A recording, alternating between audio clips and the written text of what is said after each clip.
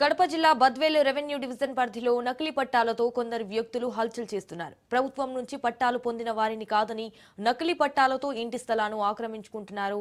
న్యాయం చేసే ప్రయత్నంలో రెవెన్యూ అధికారులు తమ వద్ద రికార్డులు లేవంటున్నారు. దీంతో పేదలు ఎంతో మంది ఆవేదన చెందుతున్నారు. తన భూమిని బద్వేలు మున్సిపల్ చైర్మన్ మనుషులు కబ్జా చేశారంటున్న వృద్ధురాలితో మా ప్రతినిధి Sudarshan Reddy face to face. బద్వేల్లో రెవెన్యూ రికార్డులు ట్యాంపరింగ్ జరగడం ద్వారా చాలామంది ఇబ్బంది పడుతూ ఉన్నారు. దొంగ పట్టాలన్నీ కూడా రెవెన్యూ రికార్డులో చేరాయి. నిజమైన పట్టాలన్నీ కూడా తీసేయడంతో ఇప్పుడు ఇలాంటి వృద్ధులు పేదలు ఎంతోమంది కూడా తమ స్థలాలు కోల్పోయే ఆవేదన వ్యక్తం చేస్తున్నారు. ప్రస్తుతం మనతో పాటు ఒక ఎస్సీ వృద్ధ మహిళ ఉన్నారు. ఆమె నడి తెలుసుకుందాం. ఏం జరిగింది నీకు? పగలగొట్టేసిన సార్, నా ఇల్లు కట్టుకోమని ఇచ్చిన తర్వాత వాళ్ళే మున్సిపాలిటీ సుశీలమ్మ, బైరవారపు సుశీలమ్మ, నా తిరణాపురం 73 ఇచ్చిన స్థలాలు.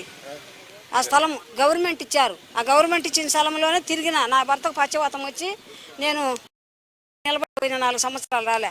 తర్వాత ఈ ప్రభుత్వం వచ్చినాచి మళ్ళీ తిరుగుతూనే ఉండ. నాకు ఈ అన్యాయం జరిగింది. అందుకు నేను ఏడుచా ఉంటే మళ్ళా గుంత ఇచ్చిండ్రు. ఆ గుంతపల్లి తిప్పన ఆ గుంత సుమారుగా ఒక 20 తిప్పులు మట్టి తోలినా కూడా అది బోర్డు గుంత. ఆ గుంతలో నేను ఏడబడి చచ్చిపోదు. నాకు వద్దన్న ఏరే చోట నాకు స్థలం ఇవ్వమని. ఆ స్థలము నాకు వద్దు, నా డబ్బులు నా నష్టపరపత్తులు కట్టమని నేను అడుగుతాను. మరీ ప్రార్థన చేస్తాను అంతే. ఎవరు నీ స్థలం కబ్జా చేసింది? వాళ్ళు మున్సిపాలిటీ ఎవరో ఆయన రెడ్డి అంట, రెడ్డి పంగాలపల్లి ఆయన రెడ్డి అంట, ఆయన రాజగోపాల్ రెడ్డి మున్సిపల్ చైర్మన్. ఆడికి పంపించిన మళ్ళీ ఆడియో కూడా ఆడికి పంపించిన నా నష్టపరపతి కట్టిమంటే బయటికి దోసేసినారు ఆడున్నోళ్ళు నన్ను. అది జరిగింది. ఆడ జరుగుతుంది నా 5 నెలలు వెళ్ళిపోయి 6వ నెల ఇది. ఇట్టనే గోడ ఆడుతానా తిరుగుతానా మండలం మడి చుట్టూరు. పిచ్చి దాని వల్లే చేసుకున్నారు. మళ్ళీ 10వ తారీఖుని ఇచ్చానంటాడు పట్టాకాయతమని. అది ఆ సార్ సెంటున్నర ఇచ్చానంట. నాది 2.5 సెంట్ అయితే సెంటున్నర ఇచ్చానంటాడు. అది నిజం కాదంట. స్కూల్కి ఇప్పించినాం అది అని అంటాను. నాకా నా నష్టపాపతి కావాలి. నాకు నేను 2 లక్షలు పెట్టినా.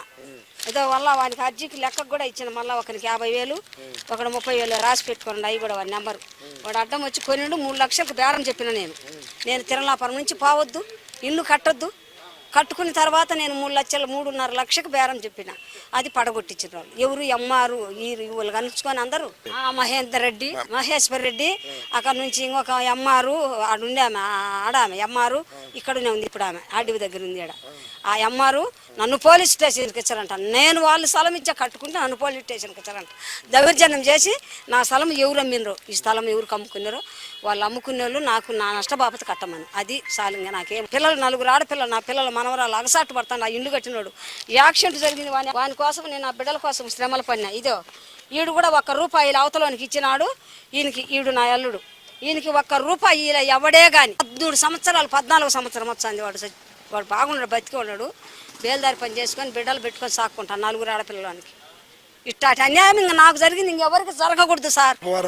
రెవెన్యూ పరిధిలోకి వస్తుంది. మడకలవారిపల్లి రెవెన్యూ పొలంలో ఈమెకి ఇచ్చినటువంటి పట్ట అయితే దానిని వైసీపీకి చెందినటువంటి మున్సిపల్ చైర్మన్ రాజగోపాల్ రెడ్డి ఆధ్వర్యంలోనే గోపవరము విఆర్ఓ, మడకలవారిపల్లి విఆర్ఓగా ఉన్న మహేశ్వర్ రెడ్డి తన మీద కేసు పెడతానంటూ బెదిరించారు. తను కట్టినటువంటి రూమును పడగొట్టి ఇప్పుడు వేరే వారికి ఇచ్చారు. కాబట్టి తనకు న్యాయం చేయాలి అంటూ కూడా ఆమె ఎంఆర్ఓకు, ఆర్డీఓ కార్యాలయాల చుట్టూ తిరుగుతుంది. కానీ ఈరోజు రాపో రేపు రాపో అని పంపిస్తున్నారే తప్ప తనకు న్యాయం చేయలేదంటూ ఆవేదన వ్యక్తం చేస్తుంది. ఇలాంటి అనేక మంది పేదలు బద్వేల్లో జరుగుతున్నటువంటి ఈ భూ మాఫియాలో చిక్కుకొని విలువిల్లాడుతూ ఉన్నారు. ఇప్పుడు జరుగుతున్నటువంటి రెవెన్యూ సదస్సుల ద్వారా అయినా ఇలాంటి వారికి ఈ రెవెన్యూ అధికారులు పరిష్కారం చూపిస్తారో లేదో వేచి చూడాలి. వీడియో జర్నలిస్ట్ నాగమన్ రెడ్డితో సుదర్శన్ రెడ్డి, రాజ్ న్యూస్, బద్వేల్.